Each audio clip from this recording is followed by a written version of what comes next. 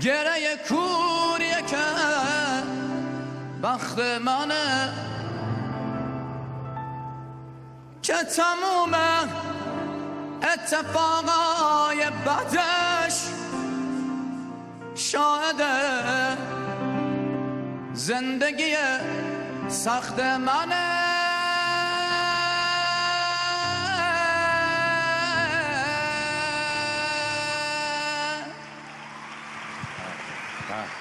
نو پرابلم، هیچ کاری نداره. اگر اون محسن یگانه است من سگانه. ولی وقتا سیگار سوزم جا داره که برای شما کار کنیم بخونیم، اصلا مشکلی نداره. خب شهرام جان، من که هرچی میگم گوش نمیکنه. آره خیلی دوست داریم، یعنی واقعا خود من دوست داشتم که مدت‌های طولانی میتونستیم در خدمتت باشیم ولی وقتمون تموم شده، چیکار کنیم؟ میدونی جالبه، دقت کردین همیشه مجری تلویزیون یه دیالوگ تکراری دارن. ما خیلی بیشتر دوست داشتیم در خدمت مهمان برنامه می بودیم، اما خب وقت برنامه اجازه نمیده. این همون پشت و بیا بروی مؤدبانه است دیگه، خب چیکار کنم؟ بهش میگم چه فیلمی رو خیلی دوست داری نگاه کنی؟ گفت آگهی بازرگانی. گفتم برای چی؟ گفت وسطاش فیلم نشون میده. این همونجا میخوره به مشکلی که من گفتم. من در خدمتتون باشم. زنجیر منو بافتی، پشت کو انداختی، بابا اومده. منم نمیدونم. یه لحظه احساس کردم من خاله شادونم دارم برنامه اجرا میکنم. خب جدی میگم، انقدر که خیلی قشنگ صدای کودک درونتون رو دریافت کردم.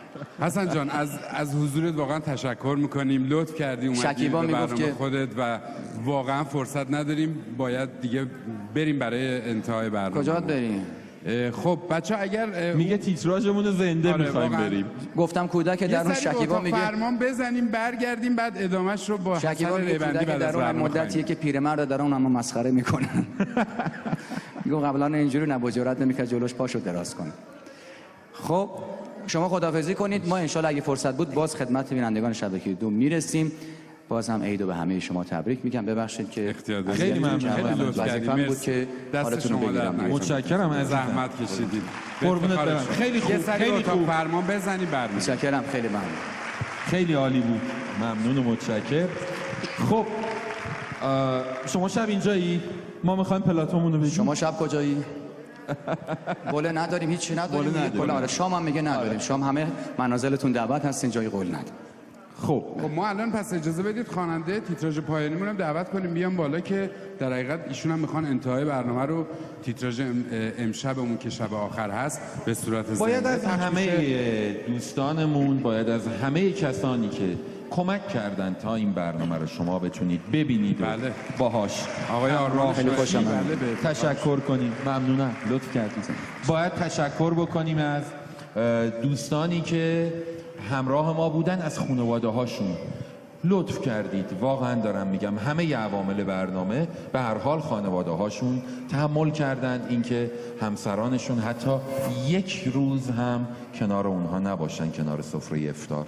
از همه شما از طرف دوستان همکارم اصلا آقای شرافتی عزیز که میگفت من شانس ندارم، مردم از خونه زنگ میزنن از بیرون سفارش غذا میدن، من بعد از بیرون زنگ بزنم سفارش کنم غذای منو نخورن تو خونه.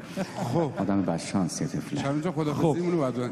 آره میدونی فرق آدم متأهل و آدم مجرد چی؟ آدم تا وقتی مجرده خودش زنگ میزنه، وقتی متأهل شد خانومش تلفن میزنه پیتزا بیارن. باریکلا. همیشه حرفای قشنگی میزنه. میگه آقای شکیبا میگه من هر وقت با موبایلم از خودم عکس میگیرم قیافم شبیه گوریل میفته. مگه مجبوری با موبایل از خودت عکس بگیری؟ خب و اما فراد جان تو اول اون جمله همیشگی تو بگو تا این نکته ای رو بگو. اولا که من واقعا خوشحال بودم در این که 30 شب در خدمت شما بودم و تونستم تو خونه های شما حضور داشته باشم. امیدواریم که عمری باقی باشه، در سالهای بعدی در ضیافت الهی بعدی در خدمت شما باشیم. هر جا که باشید من دوستتون دارم. یه جمله همیشگی هم داشتم، زندگی زنگ تفریح کوتاهی است، یادمون باشد زنگ بعد حساب داریم.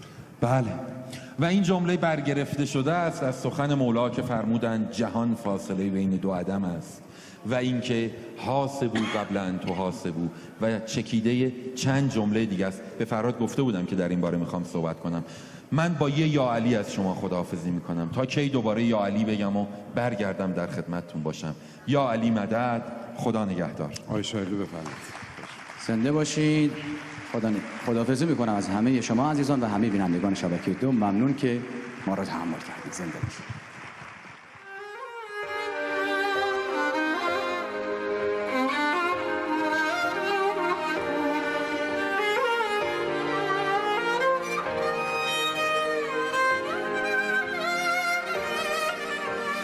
تو مهربون هستی